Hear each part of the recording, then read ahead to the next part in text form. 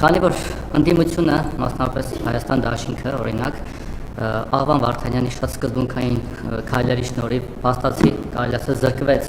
այն բարոյական իրավունքից, որ կարող է ձեզ մեղադրել անսկզբունքայնության, խոստումներ չկատարելու, նախկինում մի բան ասելու, հետո ուրիշ բան անելու մեջ, այդ սուրբ գործերի մնաց մեր վրա։ Հիմա ես հիշեցնեմ երկու դրվագ։ Հենց հիմա կառավարության դիմաց վարորդական իրավունքի զրկվածները հիշեցնում են, որ դուք ընտրություններից առաջ իրենց խոստանում եք վերականգնել իրենց վարորդական իրավունքները, հավանաբար այդ խոստման շնորհիվ էլ գնացել երևի շատ ձեզ ձայն են տվել ու չեք կատարել ձեր խոստումը։ Երկրորդ, վերջին մեկ տարվա կատարվածքը օրինակ եթե ասենք, վիճակագրություն չեմ անել, բայց բազմաթիվ դեպքեր ենք լսել բանակում, խաղաղ պայմաններում, խաղաղության հաստատված պայմաններում զոհերի սպանությունների մասով։ Ես ուզում եմ ձեզ հիշեցնել, որ երբ որ դուք լրագրող եք, մի այսպիսի հոդված եք գրել, ինչը շատ շոշափեց, քննադատվեց, դուք այսպես սեմացնում եք Վազգեն Սարգսյանի ղեկավարած բանակի դերը ու գրել եք, որ բանակը նվեր մատուցեց զինվորների մայրերին, զինվորների դիերը, իրենց զավակների դիերը նախատնական նվեր էին մայրերին։ Ես չգիտեմ դուք հիմա նորից այդպիսի բան ձեզ տակ գրել թե ոչ, բայց հիմա կարող ենք նույնը ասել, որ ձեր եւ Սուրեն Պապիկյանի ղեկավարած բանակը պարբերաբար նվեր է մատուցում զինվորների մայրերին, ցավալիորեն այդ զինվորների դիերի տեսքով։ Ընդ որում այդ զինվորների հարազատների շատերը ձեզ են ձայն տվել, կան այդպիսիք, որոնք ձեզ են ձայն տվել եւ այդ հույսով, որ խաղաղությունը հաստատվել, իրենց զավակներին ուղարկել են ձեր ղեկավարած բանակ։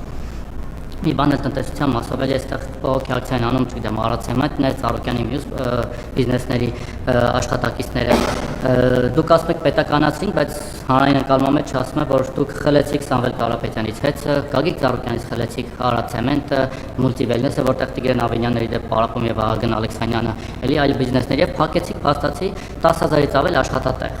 Հիմա դուք պետության, ժողովրդի ու տնտեսության դեմ եք գործում, թե իրենց օգտին եք գործում։ 10,000-ից ավել մարդ այս պահին մի վարքան էլ Տիկին Բաղդասարյան, 10,000-ից ավել չի թողնում խոսանք։ Դեմոկրատիան Տիկին Բաղդասարյանը կգնա եւ այստեղ կհաստատենք։ Հուսանք չենք ասի, միջև չգա հետինը չհիշվի առաջինը։ 10,000-ից ավել մարդ այս պահին փաստացի անգործ է։ Մարդիկ ասում են, որ լավ, դուք Ծառուկյանից եւ նրա հարուստներից վրեժ լուծեցիք, Ծառուկյանին նստեցրիք, առյուծի գլուխը կերակ, մեզանից ինչ եք ուզում։ Մենք, ընդ որում, էլի շատերը առիջ մոլի շատ աշխատակիցներ ձեր համար ճամփա են փակել,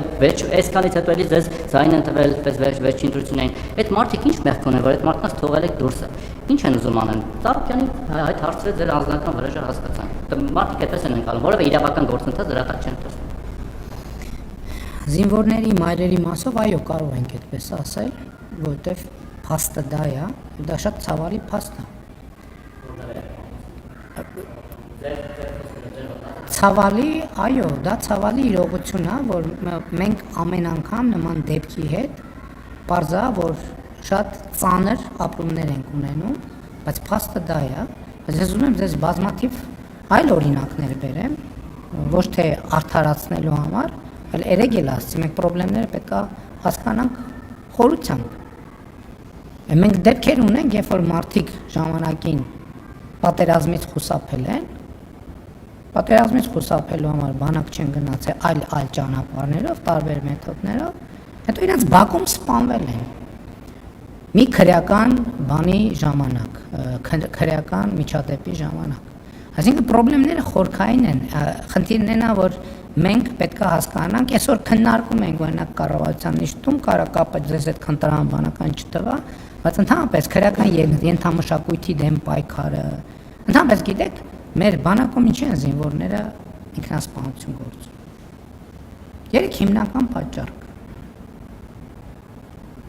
Պատճառներից մեկը խաղադրույթներ կատարել, պարտքերի տակ ընկնել եւ պարտքը չկարողանալ փակել։ Մենք դե յուրե միջոցներ ենք ձեռնարկել, որ նաեւ արգելվի ծառայության մեջ գտնվողներին, բայց այդ համակարգը դեր ներդրման մեջ է, բայց ես ձեզ ասեմ նաեւ, որ այս սրա մասին ես գիտեմ Կոշի գաղութում գտնված լինելու ժամանակաշրջանից պարտադիր չի, որ դու քո հեռախոսով բան անես, խաղադրույք կատարես, կան բաներ, ստվերային դիլերներ, որոնք հեռախոսով խոսքի վրա խաղադրույքներ կատարում են, հետո բան են անում։ Այսինքն նույնիսկ եթե հեռախոս չլինի խաղադրույքը, հետո եթե հաղթել ես, քո հաղթածը տալիս են, բայց եթե պարտվել ես,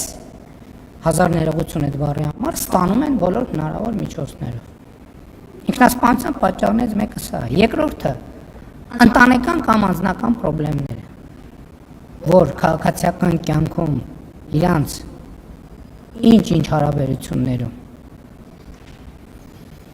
խնդիրներ են առաջանում եւ դրանք, այսինքն ես ասում եմ,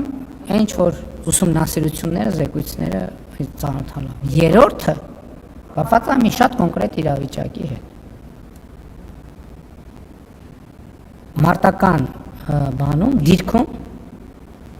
հերթապահության, քո ժամապահության ընթացքում քնելը մարտական հերթապահության ժամանակ մարտական դիրքում քնողների նկատմամբ ես այս վերջերս մի ռեպ երգ կա երկի հայաստանյան ռեպերի երգի մեջ sense նախադասություն կա, որ ես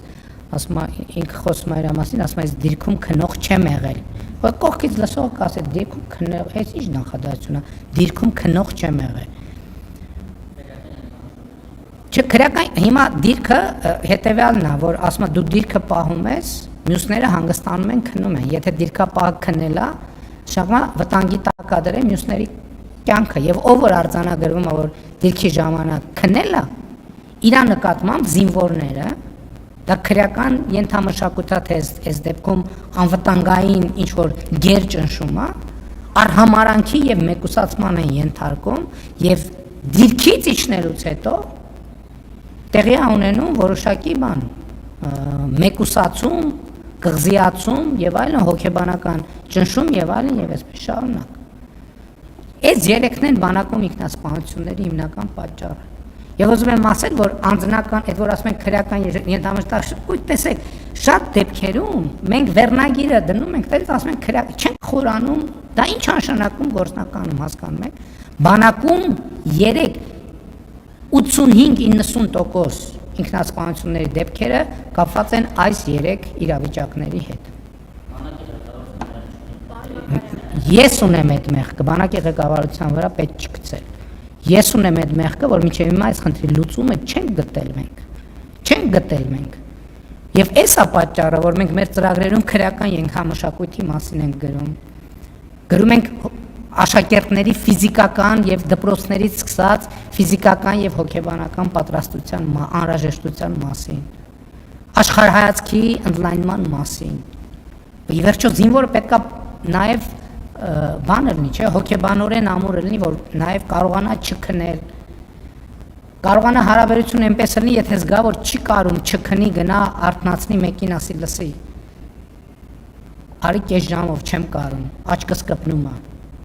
Դա արդեն քրեական է, որ փոխօգնության է տրամաբանությունը, ոչ թե մեկուսացման։ Ես նկատի ունեմ վերնագրերը մեծ շատ դեպքերում եւ այդ առումով շնորհակալ եմ հարցի համար, որ հնարավորություն տվեցիք այս մանրամասները բացել։ Որտեղ համոզված եմ լրագրողների մի մասը գիտեն ես,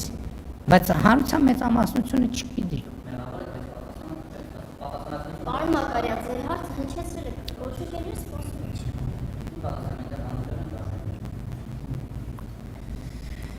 Վարորդական իրավունքների մասով process-ը գնում է, այդտեղ մենակ մի խնդիր կա։ Նրանք, ովքեր վարորդական իրավունքից զրկվել են դատական ակտով, դատարանի օրինական ուժի